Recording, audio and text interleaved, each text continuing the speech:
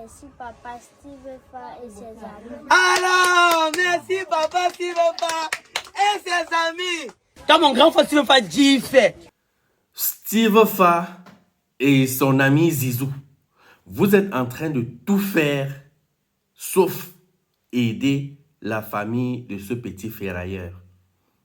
Je dis, vous êtes en train de tout faire sauf les aider. Est-ce que vous savez que les Camerounais ont un regard sur vous et attendent de vous, surtout Steve Fa particulièrement, Steve Fa attendent de toi, les Camerounais attendent de toi un bilan. N'oublie pas que tu as pris l'engagement d'aider cette famille et que tu as découragé plusieurs personnes, en particulier Valsero.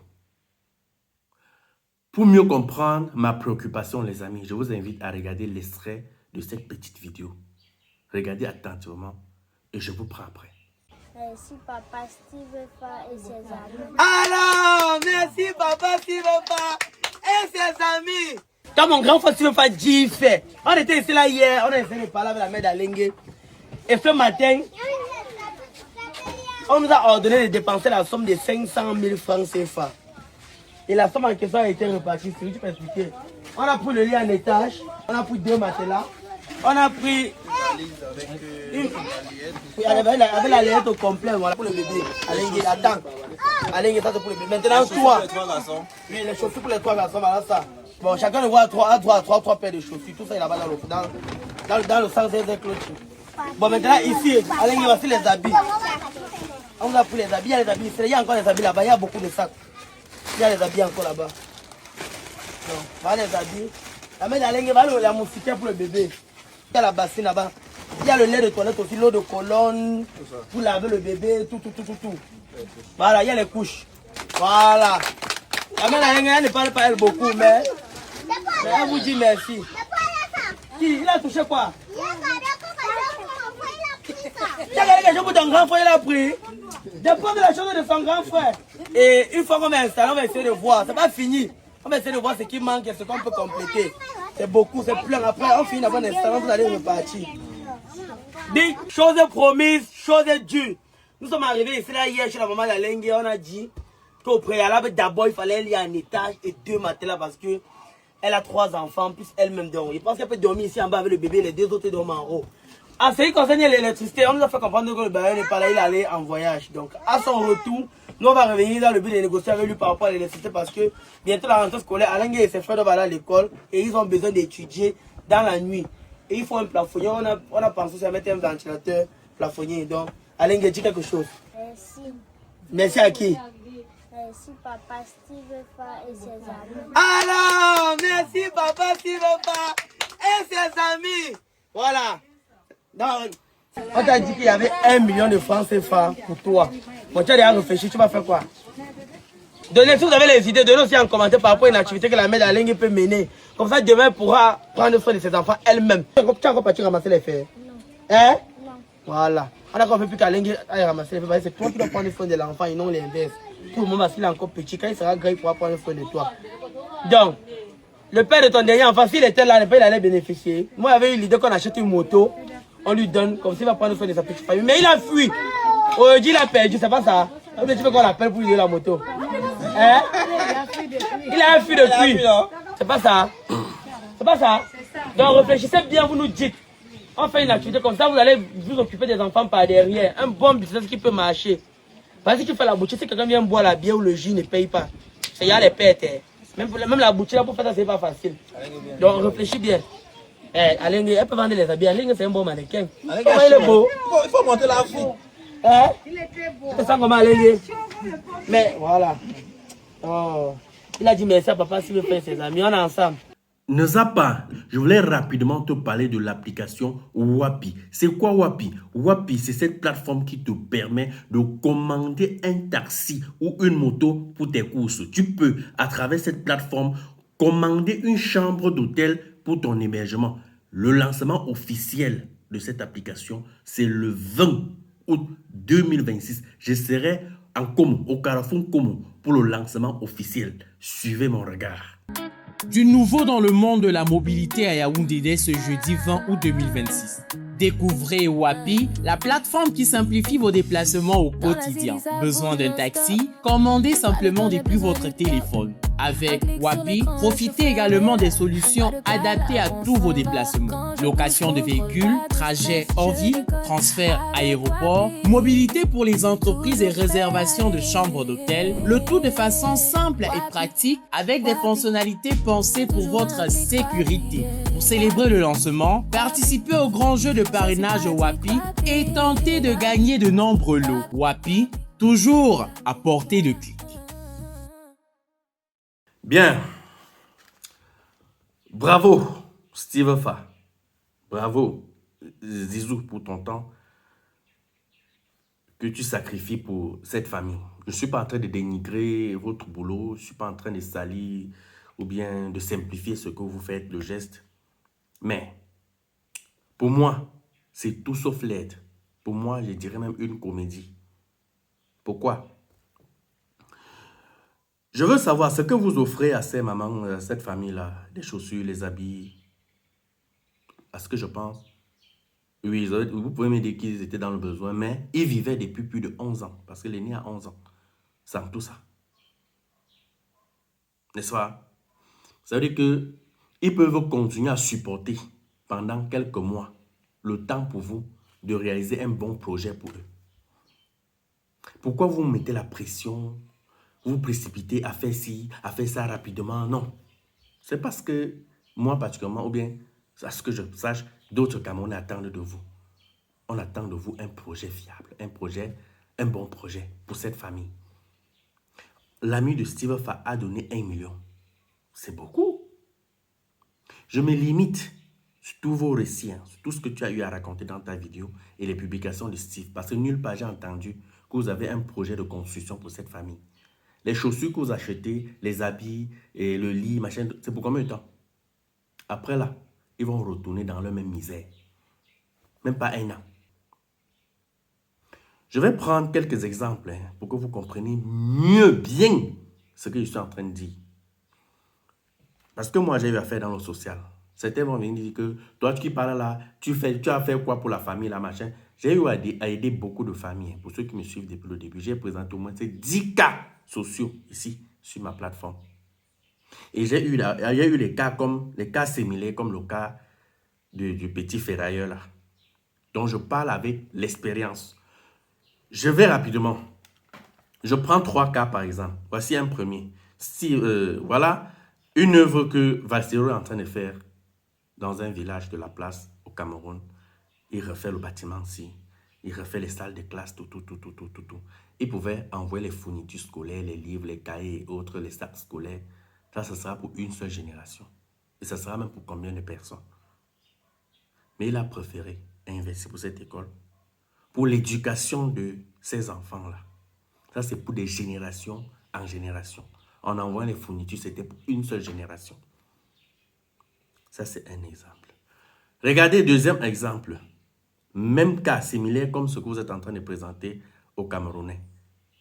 Colonel Frontal a offert cette maison à bébé Matisse. La maman, pour ne pas dire la grand-mère, disons la maman de bébé Matisse, vivait dans un endroit à risque, dans les Carabottes. Pratiquement comme ce que nous sommes en train de voir là.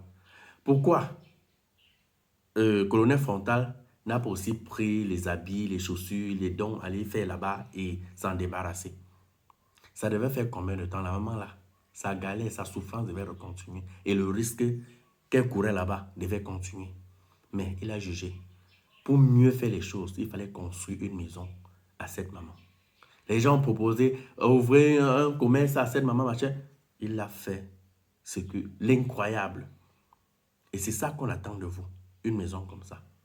Parce que rien ne nous prouve que le commerce que vous voulez ouvrir à cette dame-là, à la maman du petit ferrailleur là. Oui, si vous offrez un commerce, vous ouvrez un lieu de commerce pour cette dame-là. Déjà, vous êtes sûr, si elle va s'en sortir, elle a eu à faire le commerce. Allons sur la base qu'elle va apprendre, tout s'apprend.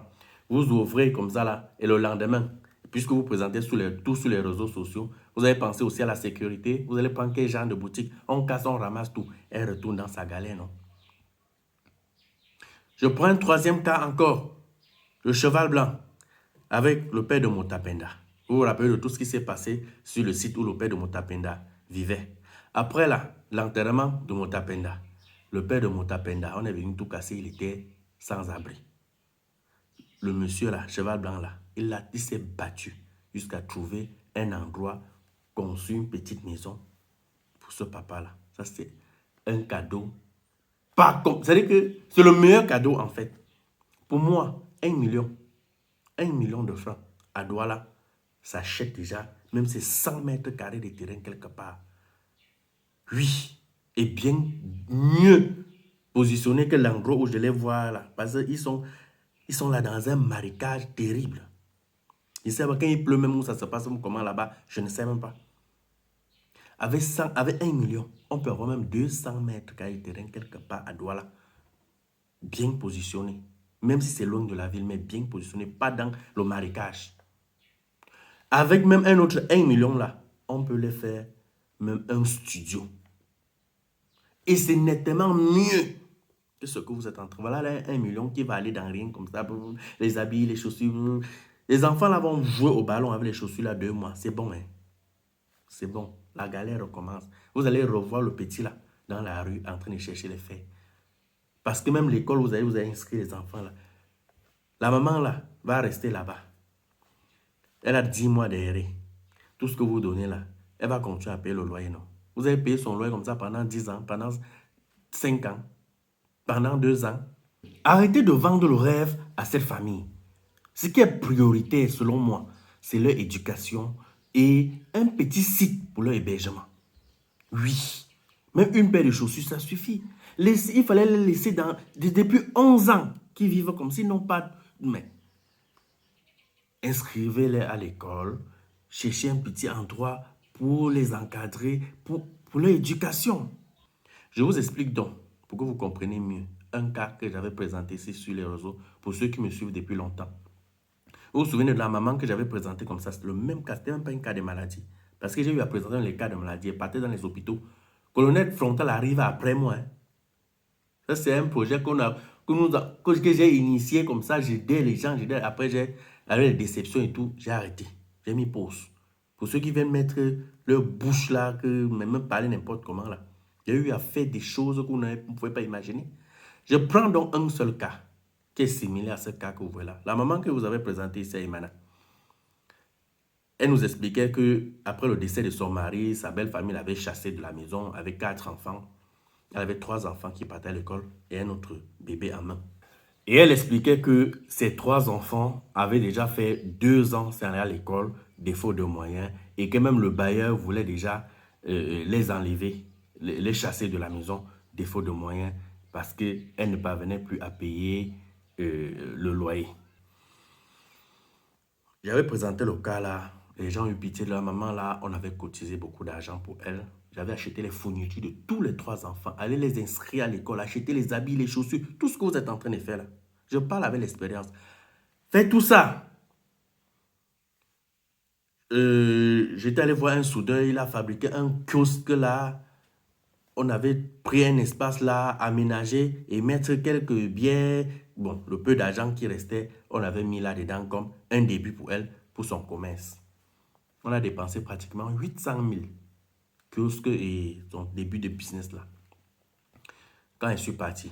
4 mois après, je suis revenu pour voir comment la maman là évolue avec son activité, tout. J'arrive là-bas, je m'en rends compte. Écoutez bien. Que c'est une autre maman qui était en train d'écraser le maïs là-dedans. Je demande que, maman, tu fais quoi ici?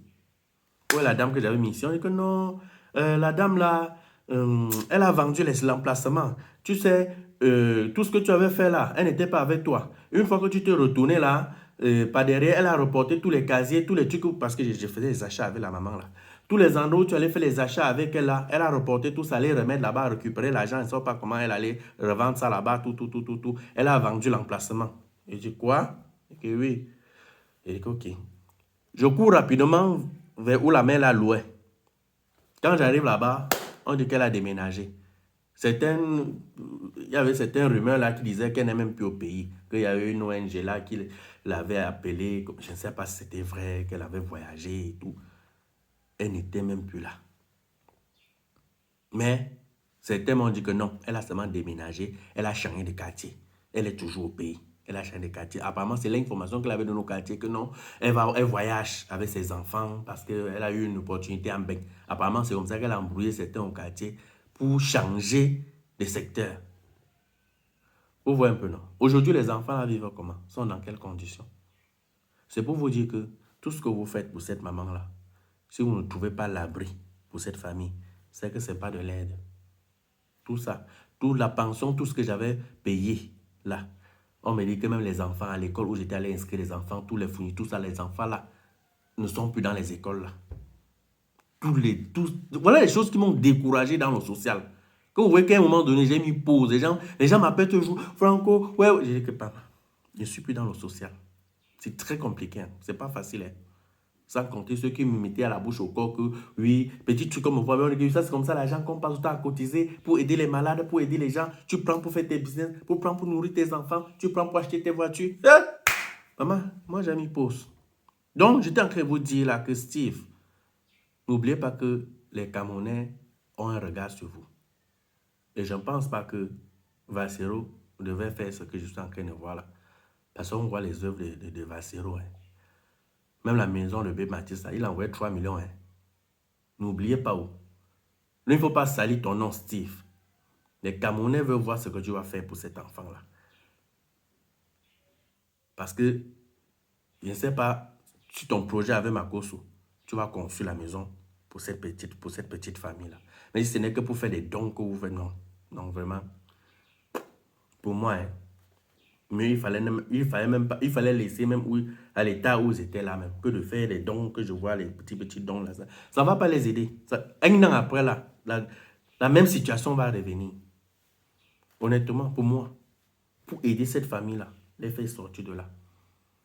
Trouver un site pour la femme là même là, que ça, elle ne dort plus comme ça, elle pense que demain, un bailleur va venir faire con le loyer. Ça, voilà l'aide que vous pouvez donner à cette famille-là. En dehors de ça, il ne va plus rien d'autre. Maintenant, si vous donnez un petit local, elle peut faire maintenant son petit commerce pour se débrouiller, machin là. Parce que tu dis que tu vas ouvrir un grand commerce à la dame, elle était à l'école, elle a fréquenté, elle va gérer comment? Vous pensez qu'on fait le commerce seulement comme ça? Même pour faire un grand commerce, il faut avoir un bon niveau. Bon, c'est ce que je pense. Hein. Dites-moi ce que vous pensez aussi en commentaire, les amis.